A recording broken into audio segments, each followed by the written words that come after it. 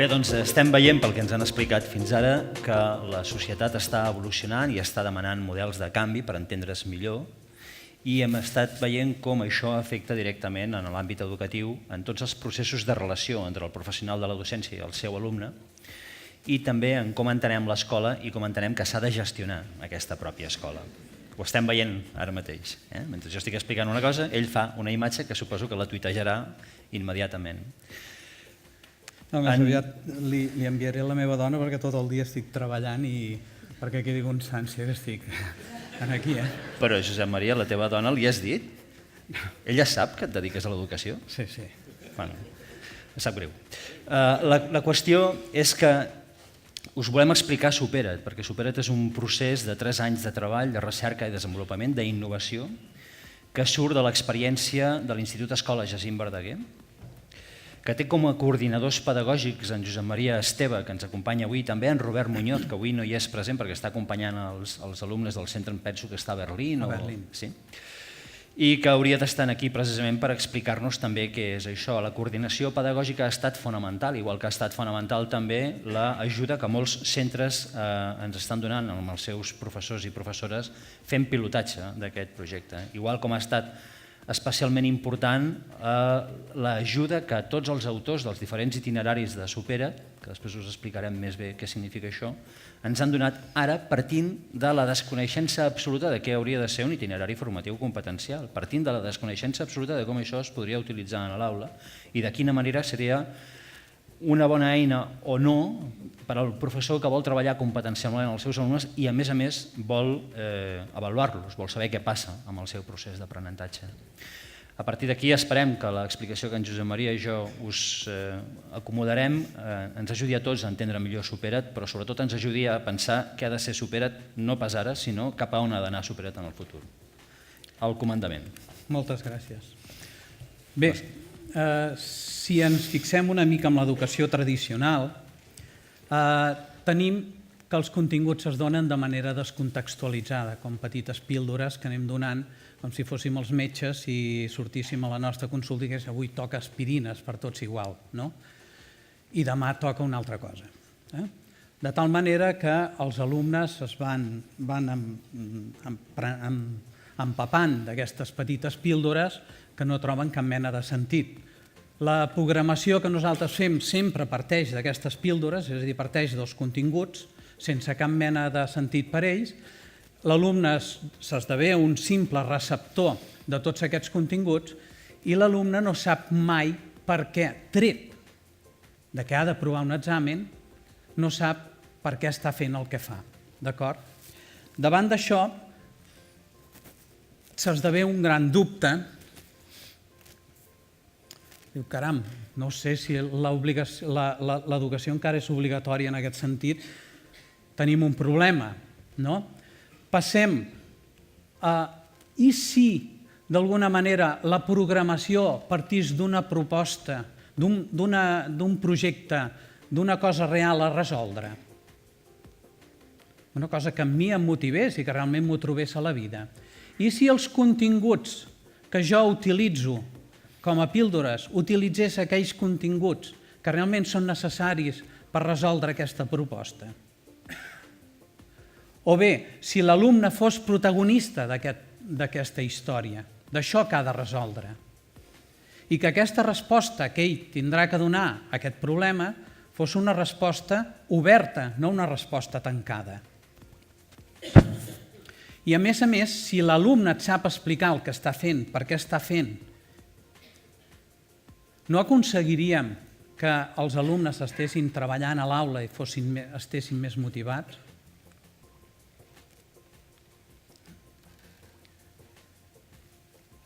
Supera't, d'alguna manera, pretén aquest canvi de paradigma entre l'educació tradicional, que l'alumne no sap el que se li demana ni per què fa el que fa, a un plantejament en què el posa en un context, com abans comentava el Ferran i el Salvador, amb una espècie de videojoc en el que ell és protagonista i pren les decisions per resoldre aquesta pregunta que li plantegem al principi i que ha de donar resposta en acabar.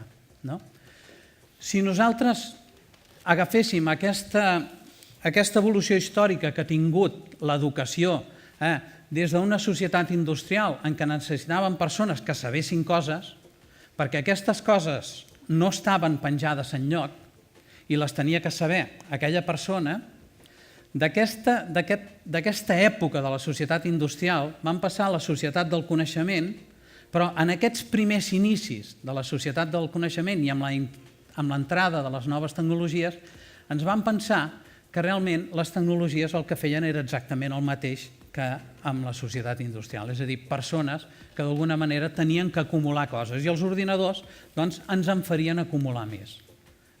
Si us en recordeu, fa uns anys van sortir els materials digitalitzats que eren simplement llibres escanejats en paper posats a la pantalla, que no hi havia cap mena de canvi metodològic ni cap mena de proposta engrescadora pels alumnes, de tal manera que allò va ser un fracàs.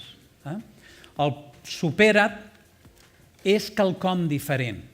Supera't planteja una situació a l'alumne que fa que sigui protagonista d'aquest aprenentatge. En què es basa el Supera't? Guaita, en 4 grans principis. Un, amb una frase que deia el Carlos Monereo, que diu Carlos Monereo, que és que perquè una persona sigui competent, quan acaba de fer un aprenentatge, ha de ser capaç de solucionar-ne un altre de similar. Si això és capaç de fer-ho, aquella persona és competent. L'educació tradicional el que ha fet és aprendre-ho tot i demanar a veure si aquest aprenentatge a través d'un examen el tens assolit. Jo en això sempre li he dit l'avaluació de la memòria temporal, perquè al cap del temps tot això s'oblida. Mentre que el coneixement és una cosa que fixem, d'acord? I que podem extrapolar a situacions diverses. Supera't contempla en gran mesura aquest aspecte. Un altre, el Roger, que parla de plantejar situacions reals per tal que l'alumne sigui competent amb el món que l'ha tocat viure.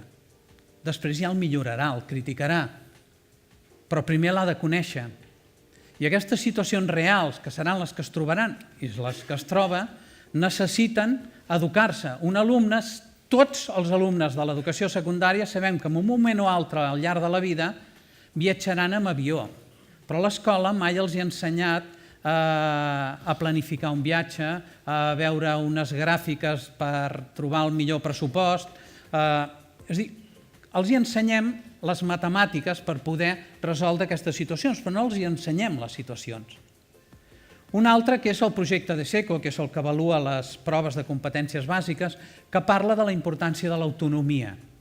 En el Supera't hi ha 2 grans blocs, un és el treball individual, però aquest treball individual que potencia hi ha activitats cooperatives internes i després, més endavant, sortirà tots els projectes cooperatius que treballaran a l'altre gran aspecte de la teoria de l'aprenentatge que basa l'aprenentatge amb la cooperació. Què pretén, en el fons, el Supera't? Pretén trencar amb tots aquells tòpics que d'alguna manera tots coincideixen.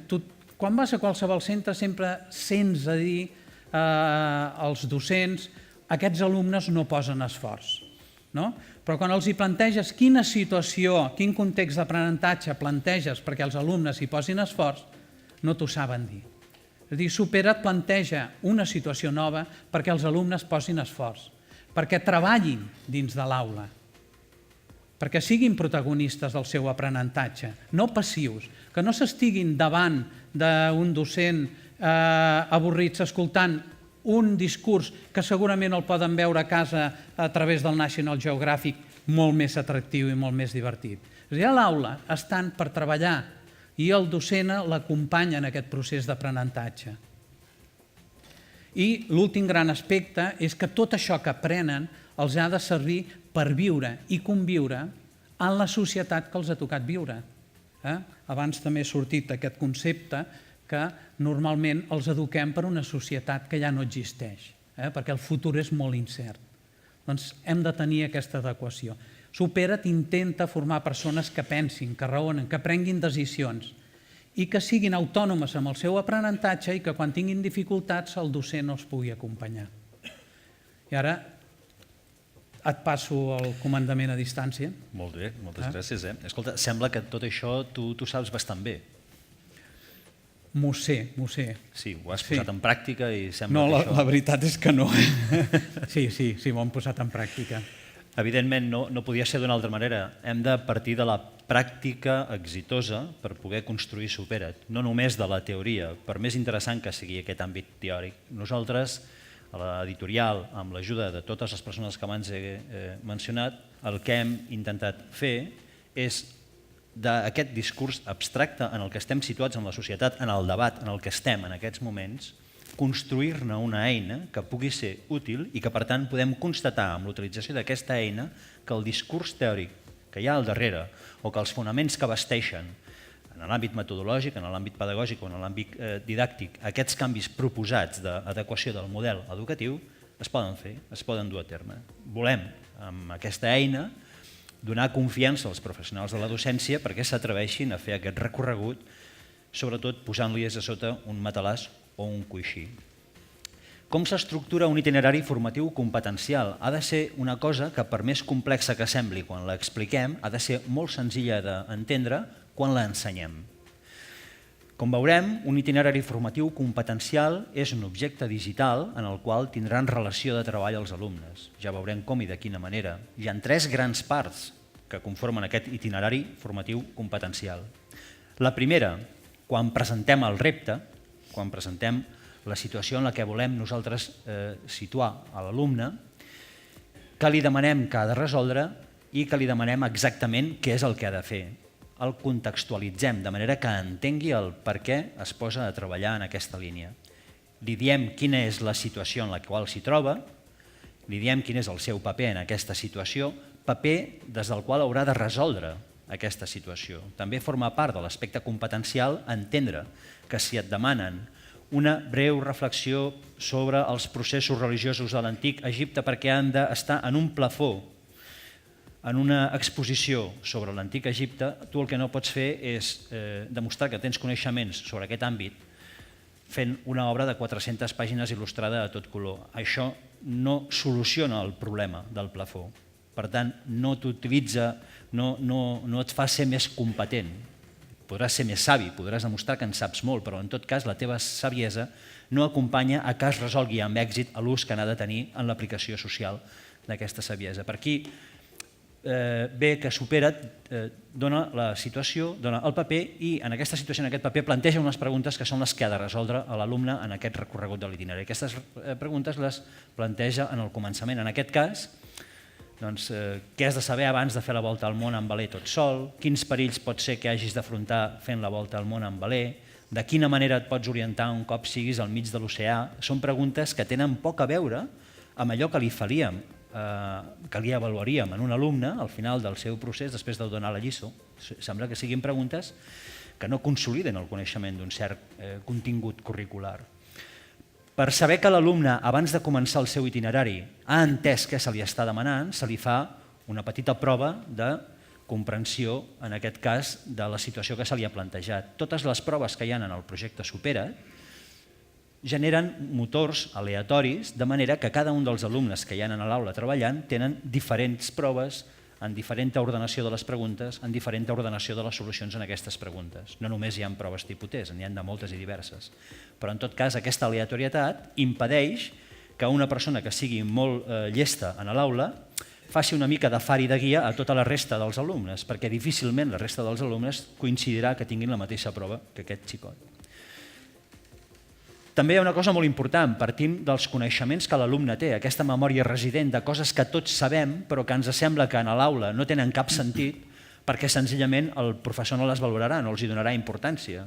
També a l'inici de l'itinerari se li permet a l'alumne que dipositi tot el coneixement que té, de manera que el professor pot compartir-lo en tota l'aula i veiem com abans de començar d'un tema, tota l'aula, aquest coneixement general i comú que podem tenir, ja és un coneixement en si mateix del qual en podem aprofitar moltíssima cosa.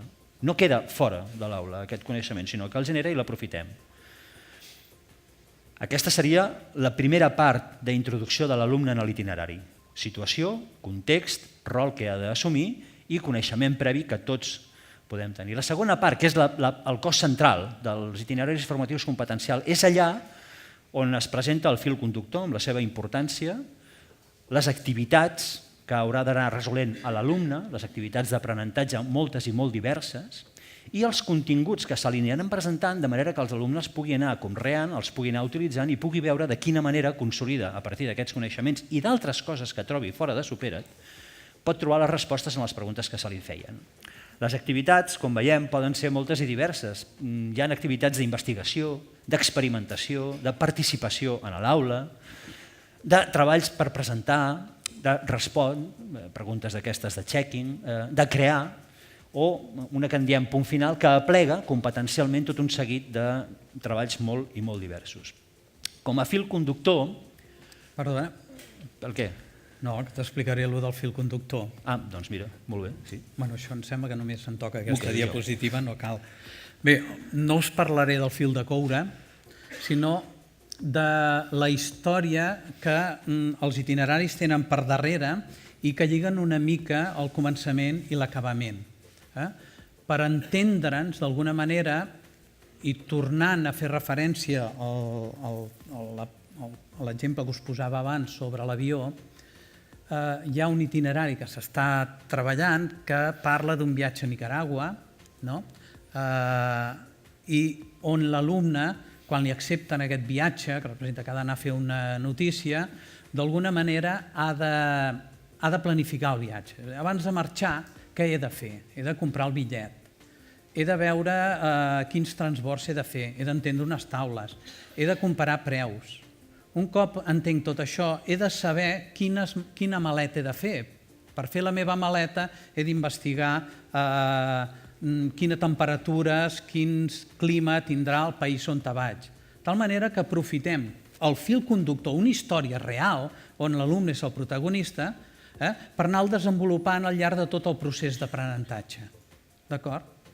Jo penso que el fil conductor és la clau que em farà després agafar aquests continguts o aquells altres i no continguts de manera descontextualitzada en funció de Déu sap què.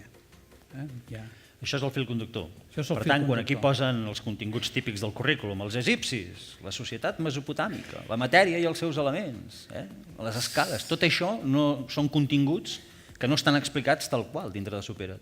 No, tots aquests continguts els tenim en compte els autors, però els titulars que veureu amb el Supera't són conversa amb una mòmia, creació d'un... jo no me'n recordo dels noms ara, el misteri dels templers i títols que ja d'entrada són engrescadors i que donen peu, el títol sempre dona peu, igual que quan llegeixes un llibre, a què és el que esperes d'ell, el que hi haurà darrere, d'acord? Però els autors tenim en compte tot el contingut que estarà focalitzat en gran part a aquell itinerari. Sí? Molt bé. Així presentem dintre de Supera't la part del fil conductor. És un petit resum, en segueix el fil. Poden veure en aquest apartat groc també una mica del contingut. Hi ha alumnes que poden pensar que això és el fil conductor i no investiguin més i vagin més enllà. S'hi trobaran amb la decepció que després, quan se'ls faci una pregunta també que surt de manera diferent i aleatòriament a tot el conjunt de l'aula, quan se li faci una pregunta que té a veure amb el fil conductor, però no per literalment trobar aquella paraula o aquella expressió que amb la lectura que em pots fer del fil conductor surti, sinó que de manera inferencial, que en diuen ells, que és una paraula estranyíssima. Ens la vam inventar al seu moment. Doncs molt bé, vol dir que de manera directa no preguntem allò que surt en el fil conductor, sinó que orientem a l'alumne perquè faci una cerca sobre coses que surten en el fil conductor però que no estan resoltes en el mateix document. De manera que també esdevingui el treball competencial de cerca un element que li pugui ser d'utilitat. Quan presentem el fil conductor o quan presentem cadascuna de les pantalles, no hem dit, i és bo que ho sapiguem, que els alumnes no poden avançar mai a la pantalla següent si no han resolt el que se'ls demana en cada una de les pantalles. Què aconseguim en això? que hi hagi un petit esforç, de fet utilitzant una mica l'estratègia dels jocs d'ordinador, dels passapantalles aquests, que per passar d'una pantalla a l'altra has de resoldre no sé què, un enigma, evidentment no és tan entretingut si us sembla com un joc de vídeo, perquè serveix per una altra finalitat, però sí que en la motivació de l'alumne de resoldre aquella pantalla fa que pugui avançar potser una mica més que el seu company. Només aquest efecte esperonador, sanament competitiu, ben utilitzat des de l'aula per part del professional de la docència que està en aquell moment allà, doncs és un element engrescador perquè veus que els alumnes es centren en aquest treball. I tenim una aula silenciosa. L'altre dia ho vam poder comprovar en l'institut vostre, quan van venir uns companys a gravar en vídeo unes seqüències de com treballaven els alumnes. Tenien dues aules paral·leles, una estava treballant amb un llibre de text, amb una classe més o menys normalitzada, on hi havia un cert renou, la gent parlava entre ella, comentava coses, i al costat estaven amb un silenci sepulcral, quasi monacal, tothom treballant amb el seu projecte, amb el seu itinerari formatiu competencial, de manera individual, de vegades col·laborativament entre alguns alumnes que hi parlaven, i quan tenien algun dubte aixecaven la mà i era la professora, en aquell cas, que anava a l'alumne a donar-li suport. Era la pedagoga que els ajudava a descobrir, els guiava en la descoberta d'aquest coneixement. I en canvi, a l'altra banda, el professor estava intentant que no parlessin tant o que no hi hagués tant de xivarri en l'aula, si fos possible. Era una metàfora, jo crec, en directe de tot això que hem parlat del canvi de paradigma. Se'ls presenten els continguts. Cada una de les imatges que surt aquí té una informació. Quan l'alumne clica al damunt, passen coses. De vegades se'l remet a un enllaç web extern perquè s'acostumin a la recerca exterior de l'àmbit, de l'aplicatiu. No els tenim tota l'estona tancat aquí, o se'ls presenten continguts específicament amb activitats o amb accions. Les activitats que poden fer, moltes i molt diverses, en el punt final podem veure aquesta sobre volar el continent americà, que representa una manera diferent de fer activitats. Totes les activitats que es fan a Supera't li donen un resultat en pantalla a l'alumne, sap si ho ha fet bé o no ho ha fet bé perquè pot progressar, però no li permeten que l'alumne sàpiga quina nota ha tret. L'avaluació competencial, que és una avaluació qualitativa i no quantitativa, només la té el professor en el seu entorn. I només quan el professor vol o modificar-la o mantenir-la el que li sembla, llavors és quan la publica i quan l'alumne és conscient de la nota que ha tret, no abans, per evitar-nos problemes que hem pogut comprovar en les aules que estan digitalitzades, que tenen continguts o tenen activitats digitals, que ja l'alumne quan resol directament en pantalla li surt la nota i llavors aquí el professor no té maniobra. Si la màquina li diu que ha tret un 10, ha tret un 10. I si la màquina li diu que ha tret un 2, ha tret un 2. I aquí s'ha acabat la presència del professor. En aquest cas, Supera't, com veureu després, és una eina que permet el domini constant de tot el procés de l'aula, el trànsit de l'alumne, sempre controlat pel professional de docència. I com tanquem cada itinerari? Això és més ràpid. Més enllà de solucionar les preguntes que se li deien al davant, que és lògic que al final, després de recollir tota aquesta informació, la solucioni i pensem que la solució pot ser diferent per cadascun dels alumnes de la classe, sempre demanem que l'alumne escrigui aquestes solucions de manera que ens hi podem trobar que davant d'un problema, davant d'un repte, podem tenir 20 solucions diferents, totes elles bones, totes elles adequades i, sobretot, totes elles hauran estat enteses i guiades pel professor des de l'inici d'aquest itinerari per cadascun dels alumnes. Per tant, el professor no esperarà al final del procés a veure si l'alumne ha fet bé o no ha fet bé la seva feina, sinó que senzillament ja ho sabrà conforme vagi avançant. Demanem una cosa molt important, que en aquest procés és cabdal, i això ens ho van explicar molt bé en l'Institut d'Escola Jacint Verdaguer, i és que l'alumne en faci reflexió del seu procés d'aprenentatge, que en sigui conscient del que ha après, del que li ha costat aprendre i de si li ha agradat o no li ha agradat, si li ha semblat bé o no li ha semblat bé això, si li sembla que ho pot aplicar o no ho pot aplicar. I li demanem a l'alumne que valori amb aquella puntuació d'estrelles, que tots estem molt acostumats a fer en els llocs web o en les aplicacions dels motors de telefonia, que valori què li ha semblat aquest itinerari, que valori el que ha après.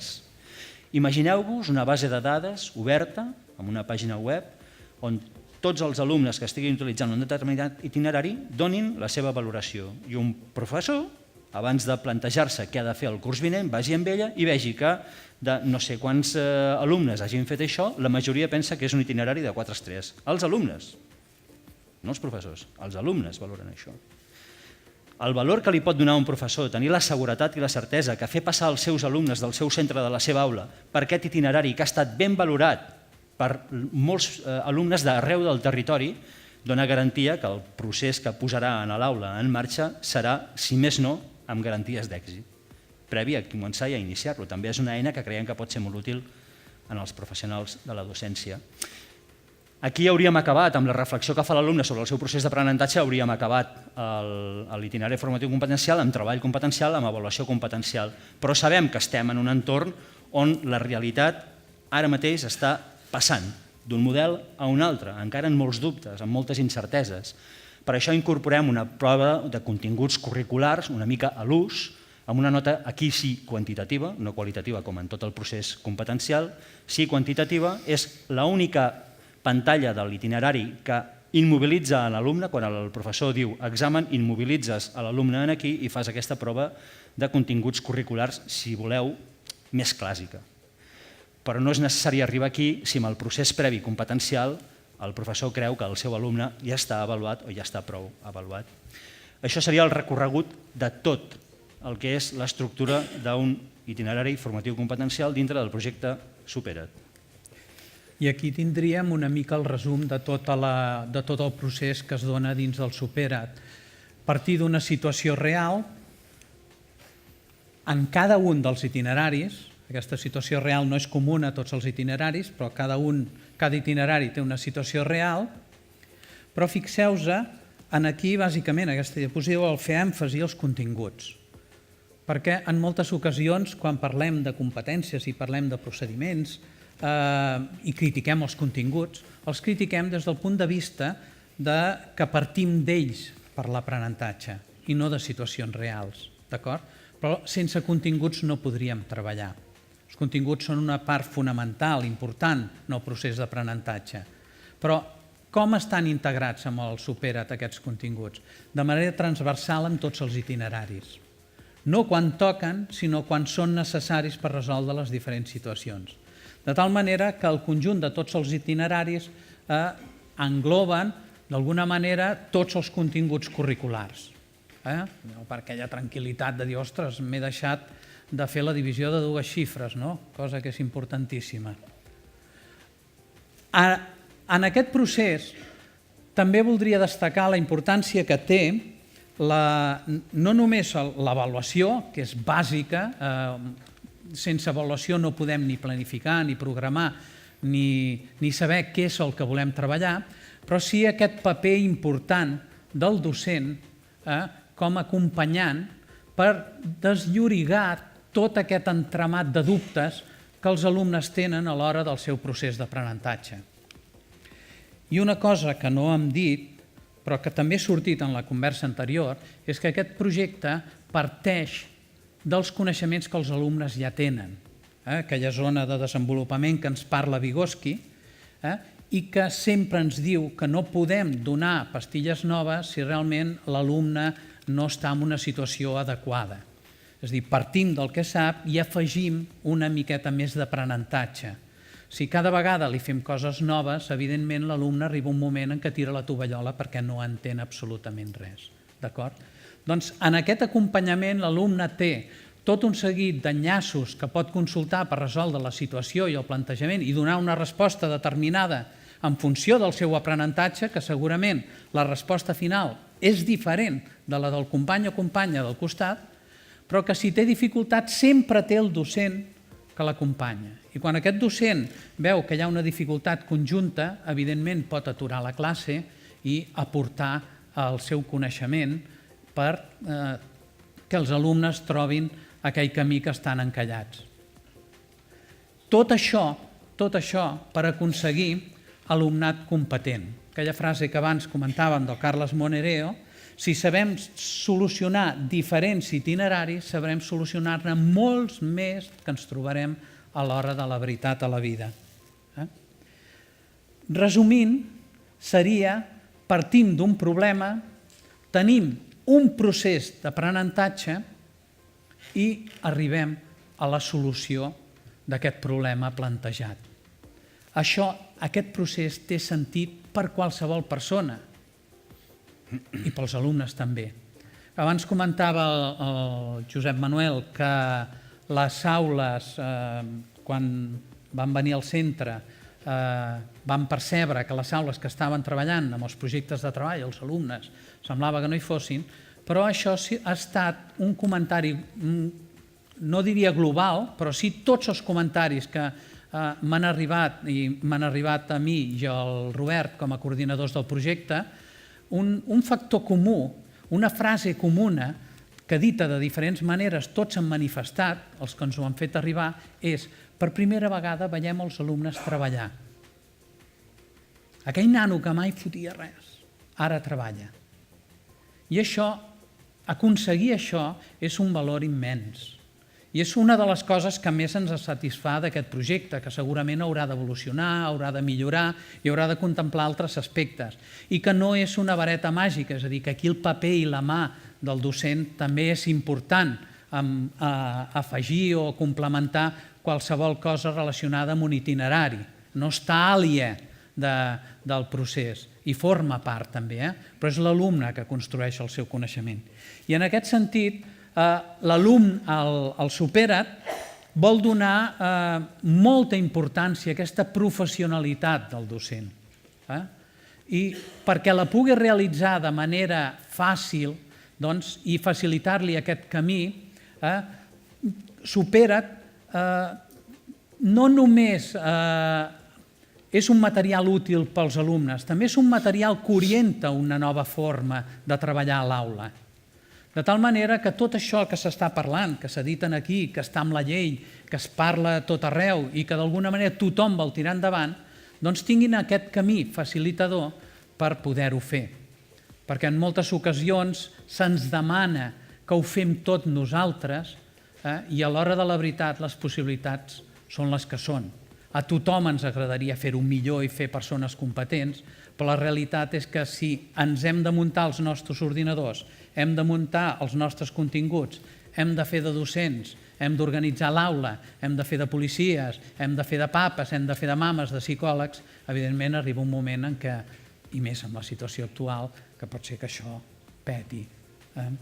Doncs Supera't no és que solucioni tots aquests problemes en absolut, però sí que facilita un procés de canvi metodològic en aquells docents que realment vulguin portar una alternativa a les aules i que vulguin una certa pau a l'aula.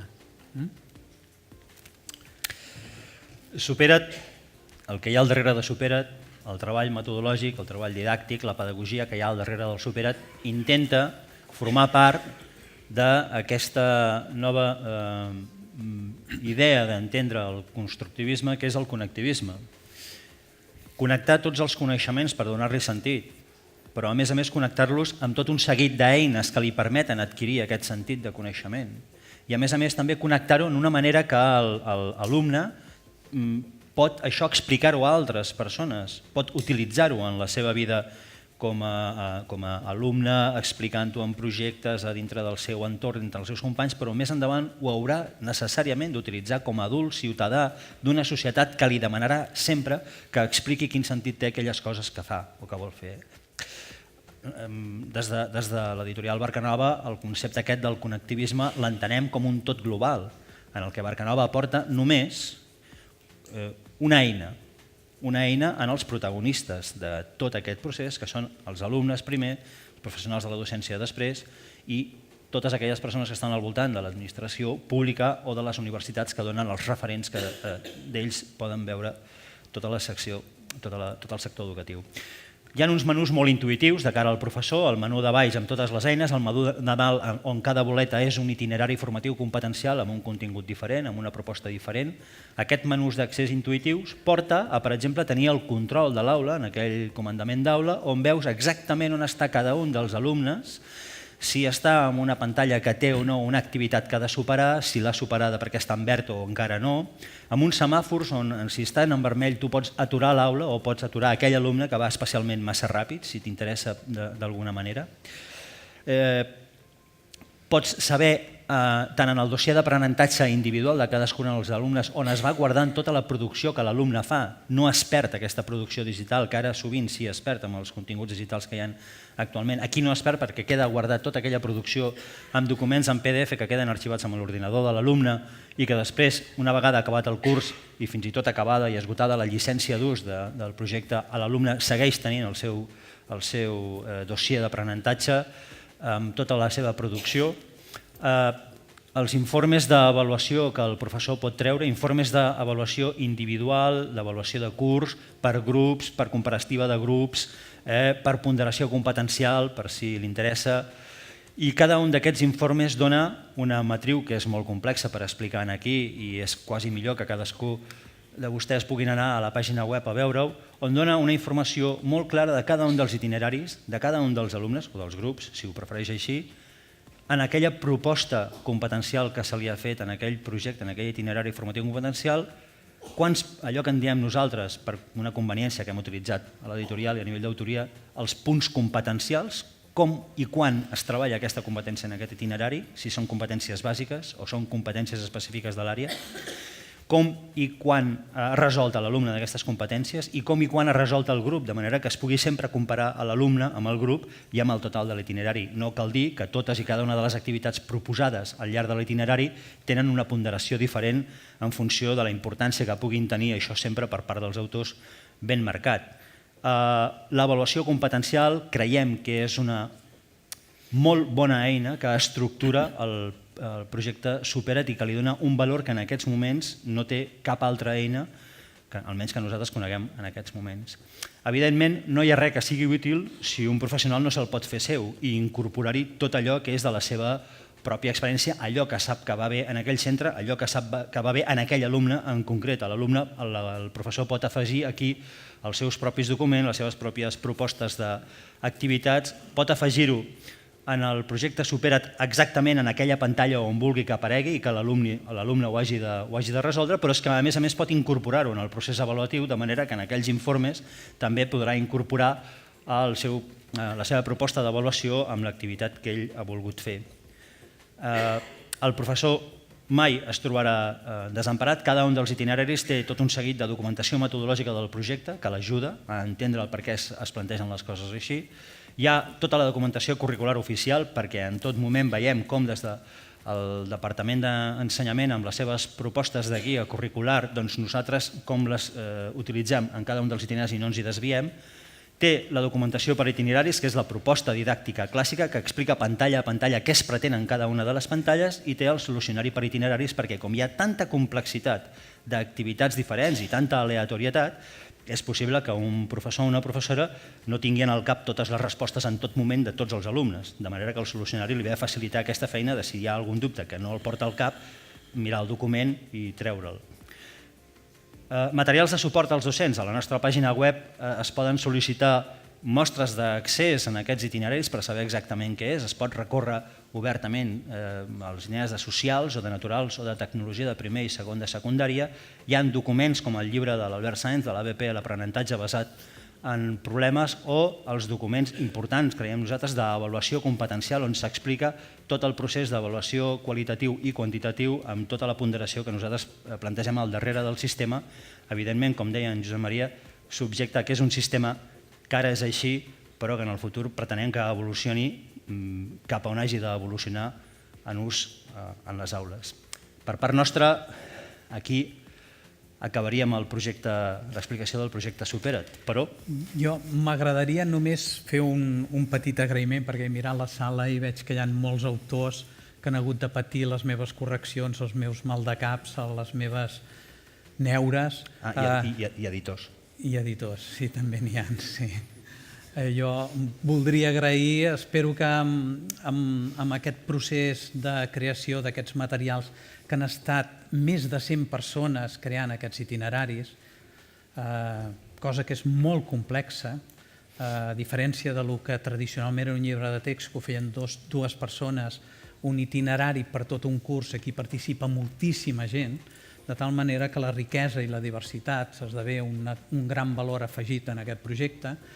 Doncs agrair als que ja heu acabat els itineraris, gràcies a Déu, i els que encara hi esteu, posats doncs, una mica de paciència i dir-vos que realment és un projecte que funciona. No perquè nosaltres l'haguem inventat, és que l'hem experimentat, és un projecte que funciona. I una vegada, li comentava abans amb el Josep Manel, vaig trobar una pintada en una pàgina web, que era una paret pintada, que posava una frase en castellà, i ell m'ha dit que la traduís en català, diu que allò que és impossible només tarda una miqueta més. És una mica la frase que va utilitzar l'Obama, el Yes We Can, doncs, traduït al català, que jo vaig veure en castellà. Moltes gràcies, esperem que pugueu utilitzar aquests materials.